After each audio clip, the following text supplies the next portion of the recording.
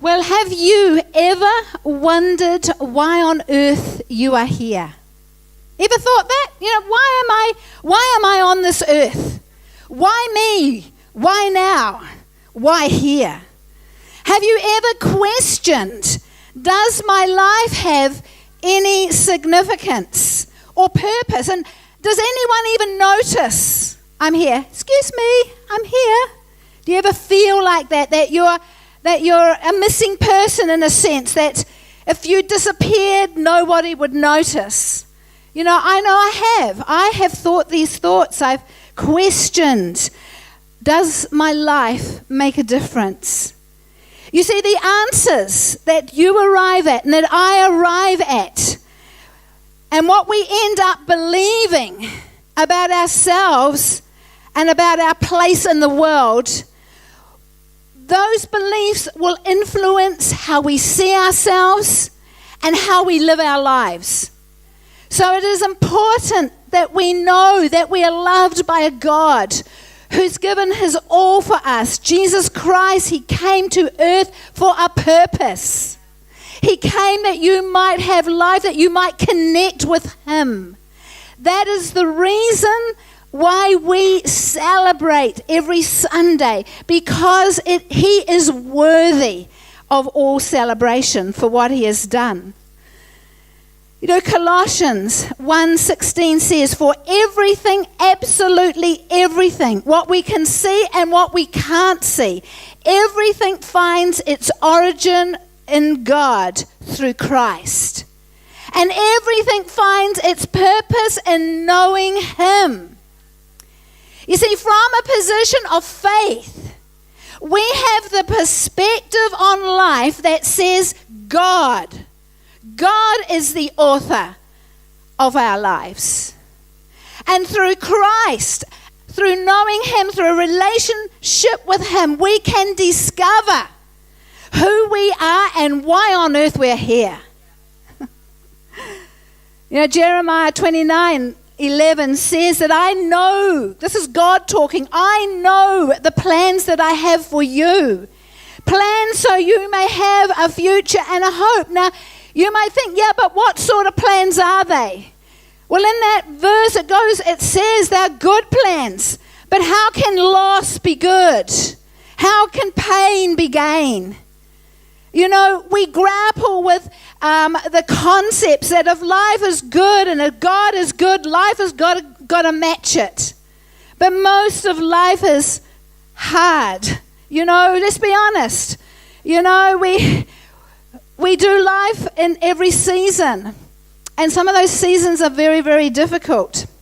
But you see, God still can work good. Romans 8:28 says that God will still work good. Even in the tough times, he will work all things, not just some things, but all things together for good, for our good. We are not living shallow. I don't believe God has called us to live a shallow life as Christians. He is saying that he has more future for you wherever you're at in your journey at the moment and what you're going through today. And I know for myself that knowing that I have a future and a hope because Christ says I have, that brings such peace and joy to me. So I can press through those tough times and not give up. Because you see, I'm standing from a position of faith. And I have a perspective on life that says we have a destiny, I have a destiny. We have a call, you have a call of God on our lives to fulfill. For years, life was all about me. I don't know, they should have written a song, it's all about Sue. See, I was living for myself. I was the center of my universe. I loved talking about me. I loved showing off what I had. And it was all about me. It was at the base of it all was pride and ego. I was motivated by the wrong things back in the day because it was all about me. And it wasn't until I discovered God and a relationship with him through his son Jesus that truly my life, I can say today, began to change. And it's still changing. I haven't arrived. But you see, I began to see that my motives were self-centered. And I began to align my life around what pleased my Savior, not just myself. You know, we think we've got this on lockdown, that as Christians that we are living for God, but are we really?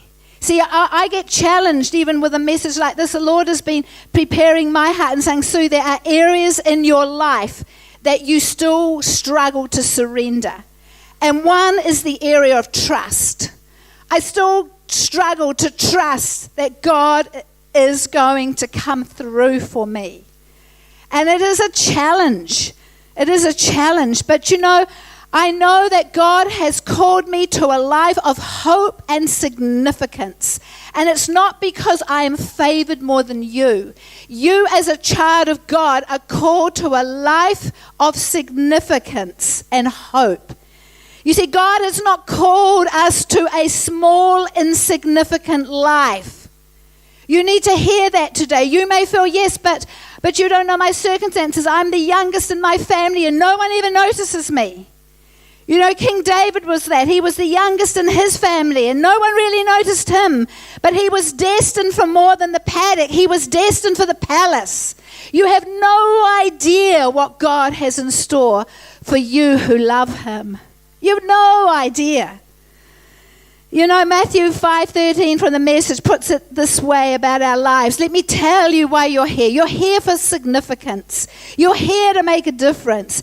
You are here to bring the salt seasoning that brings out the God flavors of this earth. If you lose your saltiness, how will people taste godliness? That is why we have to be sure that we have a purpose, that we have to be sure of who calls us, God himself. You know, here's another way, Jesus says, here's another way to put it. You're here to be light, bringing out the God colors in the world. Isn't that beautiful? That we're not here to be bland, mamby-pamby people. We're here to live standout lives. God is not a secret to be kept. We're going public with this, as public as a city on a hill. If I make you light bearers, you don't think I'm going to hide you under a bucket, do you? How crazy would that be? Putting a lamp or a light under a bucket. What's the purpose of even lighting the lamp then? Now that I've put you here on a hilltop, on a light stand, shine. Keep open house. Be generous with your lives. By opening up to others, you'll prompt people to open up with God, this generous Father in heaven. That is our mandate. That is our call. That is our purpose. You see, our lives are game changers. Do you believe that today? Oh, yeah, I sort of believe that. No, I don't.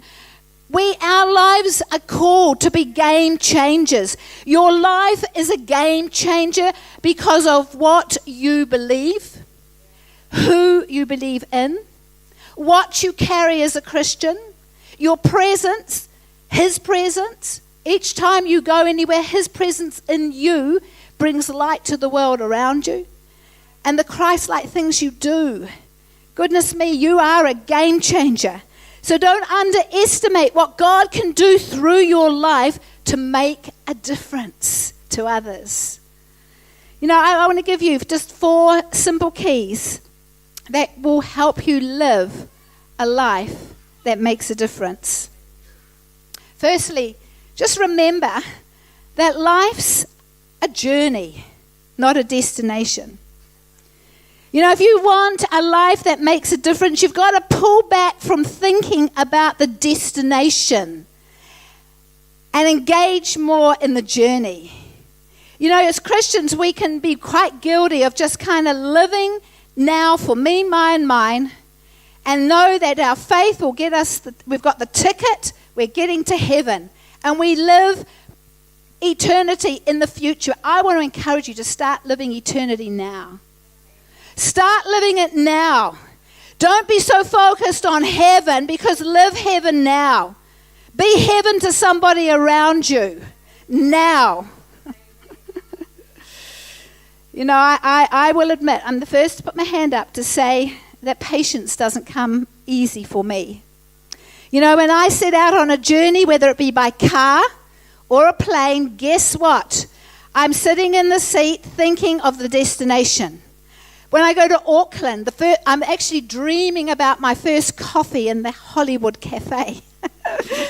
I'm thinking about what I'm going to do when I get there. I'm thinking, I'm going to, I'll get off the plane, I'll get the shuttle to pick up the rental car, and then I'm going to have my first coffee at the Hollywood Cafe, and then I am going to go to the cosmetic shop where I get all my cheap cosmetics from.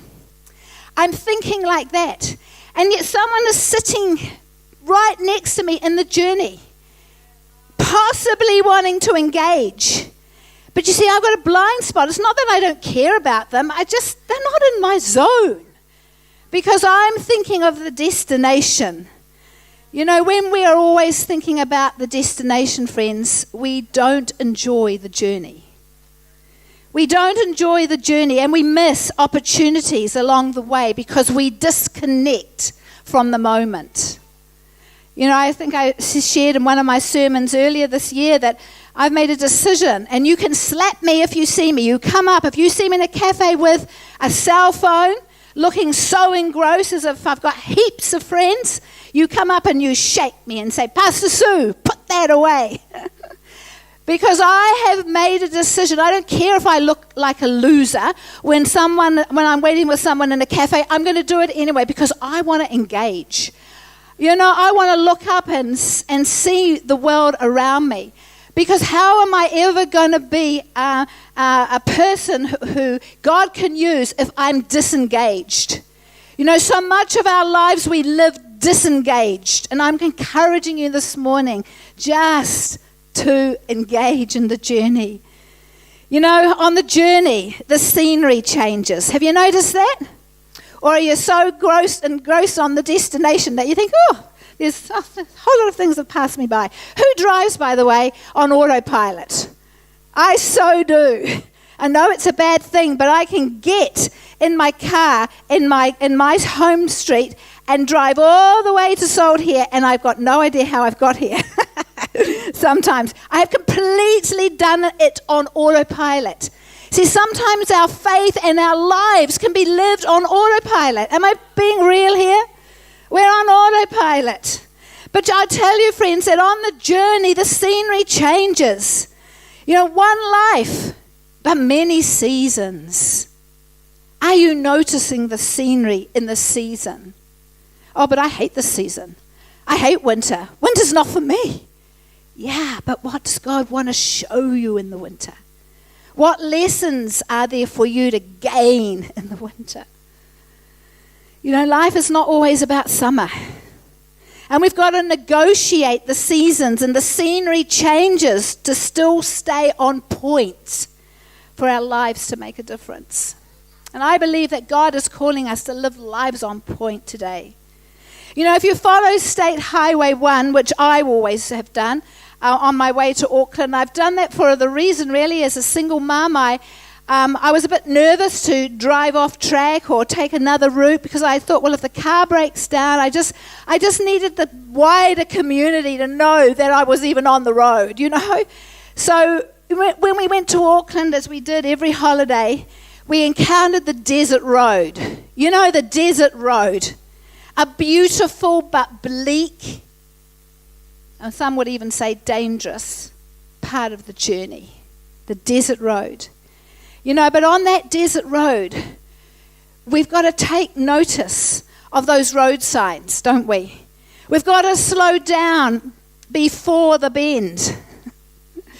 In life, we've got to learn to negotiate the bends of the journey to avoid crashing.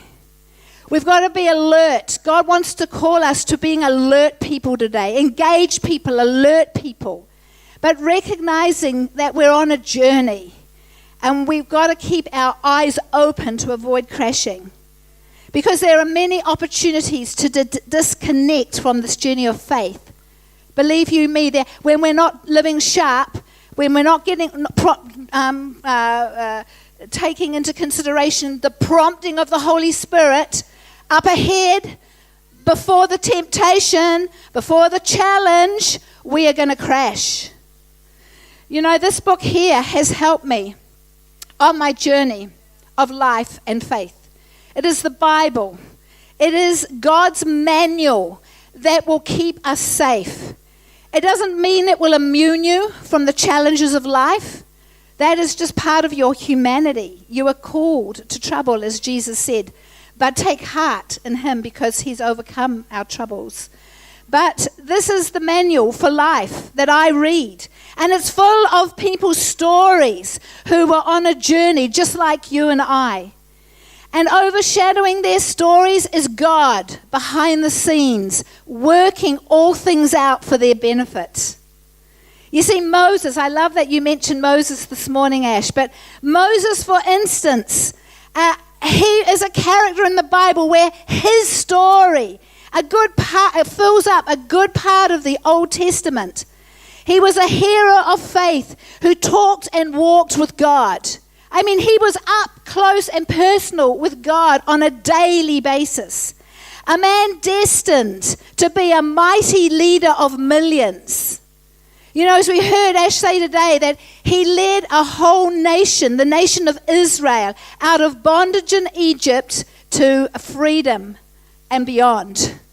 You know, he was a great man. But I want to tell you today, let's get the perspective right, that life was not easy for this man. You see, it's great that we have hindsight, that we can look back and we can learn from this man, you know, the great things that he did. But, you know, you've got to remember he had a journey. And he had a significant journey. And on that journey, there were many twists and turns that he had to negotiate along the way. Like you know, what are the twists and turns on your journey right today?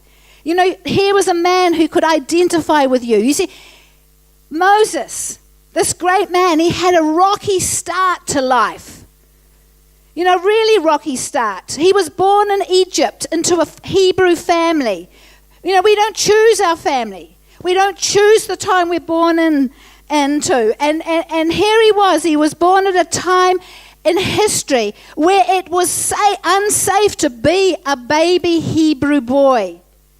He was born at a time when the king of Egypt, Pharaoh, his insecurities came out and he wanted to destroy all the baby boys. So he wanted to kill them. There was a mass genocide onslaught on the Hebrew children living in the land of Egypt. The reason being that he wanted all these babies eradicated was because he was frightened that these Jewish people, the Hebrew nation, would rise and become stronger than the Egyptians. So what do you do when you give birth to a baby boy? How would have Moses' mother felt, I wonder? Because they wouldn't have had a scan to say, you know, what sex the baby was. So here she is, she's just given birth and she's discovered, I've given birth to a baby boy. What would you do? See, God is still working behind the scenes. So to save him, his mother made a little basket and tarred it all out, lined it with tar so it wouldn't sink, and she put him in it and she set him afloat on the Nile River. An amazing act, you might say. How could a mother do that? But you see, she had no choice. You know, through a series of circumstances, he found himself, this little baby, just happened to sort of go past a little jetty that happened to be at the back of the palace of the king of Egypt. And through a series of circumstances, Moses found himself adopted by the king of Egypt's daughter. Now, how's that for justice? Here is her father trying to kill the babies. And here she is, the very daughter of the king, saving one of the Hebrew babies. See, he was destined for a future and a hope. So, here's Moses, raised as the prince of Egypt. You know, the palace, friends, could have been his destination. I mean, think about it, he had everything he could possibly want. He had luxury, he had privilege. And yet we're told he was wired for more than that. He didn't settle for the luxuries of this life. He was wired to notice things. He was wired to sense injustice. He was wired to make a difference. No different to you and I. It was in his DNA to feel the pain of the oppressed. Who knows, though, that you can be wired for a great cause and a noble cause and still find your reactions are not really right. Because you see, what happened on Moses' journey kind of took him off and out of Egypt, because he noticed one day an Egyptian beating up a fellow Hebrew. And he took matters in his own hands. That wasn't the problem, taking the matter, going to the defense of someone. That's a good thing. That's a good and noble thing. But what he did, he decided to murder him and then hide the evidence. You see, he didn't just break up a fight. He took matters a bit further and he killed a man and he covered it up. And as things would happen, chance would make it, or divine, whatever, would have it, he was spotted by one of his own kind. And a few days later, another fight broke out, and that Hebrew brother said to Moses, "Moses, who are you to judge? You've killed a man, and you buried him in the sand somewhere." And when Moses heard that, you know what he did? He gapped it. He got out of there. He disconnected with the very purpose of being in the land at a time where he could have been raised with privilege, and he could have perhaps even changed the course of history at that point, but he gapped it. And he left. He left, and for 40 years he was considered a missing person. 40 years. His mother and his family had no idea where he was. For 40 years, so much potential. You could say he was blown away. But friends, it's on the journey that our character gets tested. It's tested. Sometimes we can look at our lives and we can say, "Oh yes, but we've done the wrong thing. I've made a mistake." And out of that we panic and we give in to fear, and then we hide our issues. Come on. It's not just Moses. We bury our issues. We make excuses. We gap it. We take off. I think when, over the years, so many people have come and gone in my world. They've disconnected because they feel that they've got to. For some crazy reason, the guilt and the shame and but I can't. I've done the wrong thing. I'm going to gap it. Well, I want to tell you, if you're in that place today and you're thinking of gap it, just listen. Listen up. There's hope for you, because God doesn't want you to gap it. There is another way. Yeah, before we know it, friends, we are so like Moses. We can find ourselves disconnected and lost. And this is what Moses did. He found himself lost in a land that was so foreign to him. He didn't know how to pick himself up, because he was trained and privileged and, in the palace. I love the fact that we can never run away from God. I love that. You might leave church, but you can't leave God. Not that easy. He knows your address. And he knew Moses' address.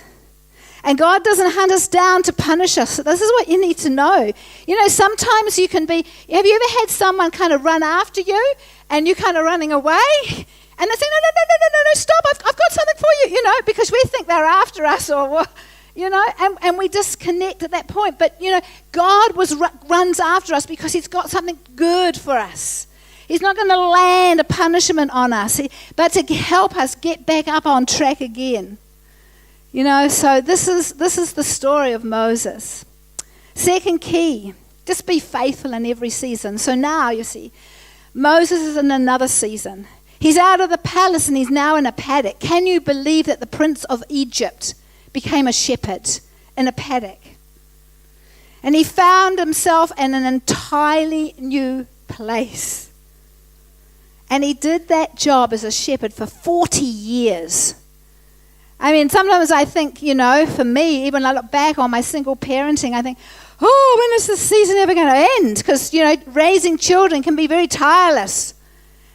But it's not 40 years. Here is Moses on the back end of the desert somewhere, shepherding another man's sheep for 40 years. But God knew that he would be a great leader. And he would even use in that season of Moses, God would even use the fact that he was herding sheep, teaching him skills of how to be a good leader, albeit over sheep, for the future and the hope that God had for Moses in the future of leading people. Moses was faithful in that season. He served another man's vision. He looked after his father-in-law's sheep. He was faithful with his newfound relationships. What kind of season are you in this morning? That just being at your post is enough. Just turning up is enough. You see, Moses, he made a difference where he was positioned. I want to encourage you this morning that you need to be faithful. I encourage you that that's a powerful, developing place to be. Even if it's a difficult season for you, be faithful. If you're a mum with small children, please, I implore you to embrace that season and the challenge of repetition. Because you're going to come out of that season with the fruit of your investment. Yay! I see you mums. I champion you today because it is a season. And in your job, just be faithful to your boss. Turn up on time. Work hard. In life, wherever you find yourself, determined to be a blessing to others. Be generous. Just give of your best. Be faithful in the season that God has called you to. 3, use what's in your hand. Just use what's in your hand. See, Moses, this is interesting. He found God in a burning bush, in a remote paddock at the foot of a mountain. Yeah, I know, pretty weird, pretty out there. But you see, he found God. That's the incredible thing. He found this bush. He saw a bush that was burning and not burning up.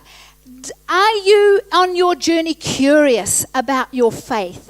Are you determined to inquire more? Well, God, I may have disconnected, I may feel dry, but are you pursuing a curiosity that will kind of set you on fire again? Because I think we can lax back and think, I'll just go through the motions and gossip there. But you see, something caught Moses' attention, and it was the burning bush. And in the 40 years that Moses had been a shepherd, he'd picked up a number of skills. Use what's in your hand.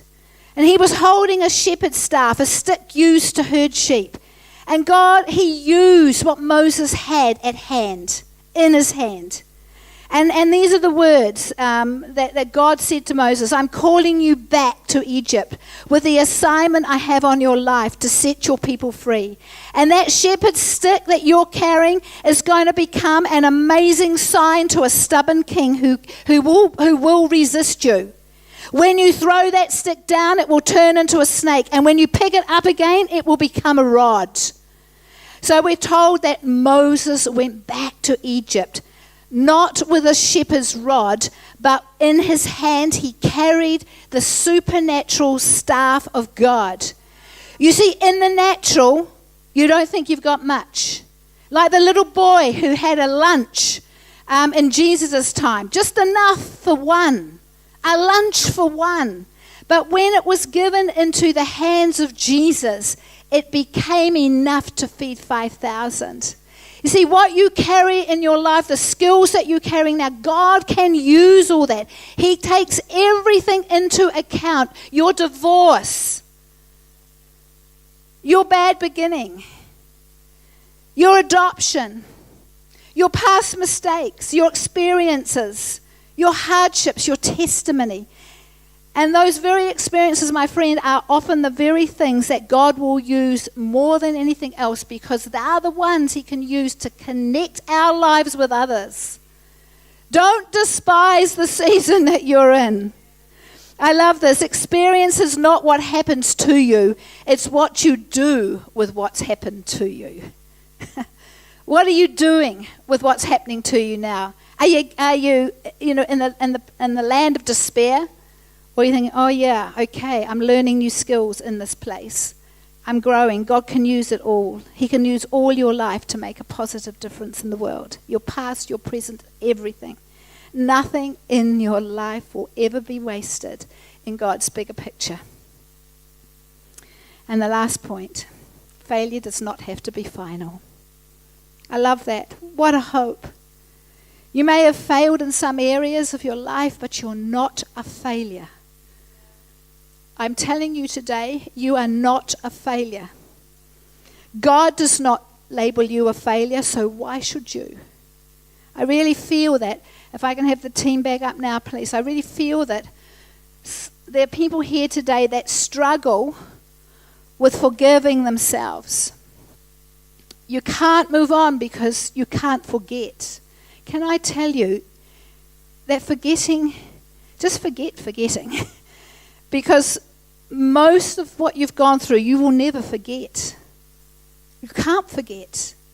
You're not meant to forget. But you've got to be able to come to peace with it. You've got to lay it down. You've got to be able to say, well, God, I'm trusting you now. Pastor Sue says that you can use everything, even my mistakes, even my badness and my sadness. You can use it all. And I'm going to trust you to do that. I'm going to forgive myself because you've forgiven me. I really believe that when you do that, a new season of hope and future will arise for you. Moses' past did not cancel out God's plan for his future. And your past does not have to limit your future. He went back to Egypt with a renewed purpose. And he was able to go back and achieve all that God had planned for him to do. I love the fact that sometimes God calls us to turn around and head back. Not back perhaps to your marriage that is already gone and buried, but turn around. Go back to God. Run back to him. Go back so that you can go forward. Sometimes God requires us to go back to him. Just go back. Father God, I know that there are people here today that needed to hear this message because they're stuck. They're stuck in a season of regret. They're stuck in a season of shame. They're stuck in a season of, can anything ever change? Because the season is long and hard. But I pray now that God, as we sing this song, that you will just take us into a new place of believing and trusting again.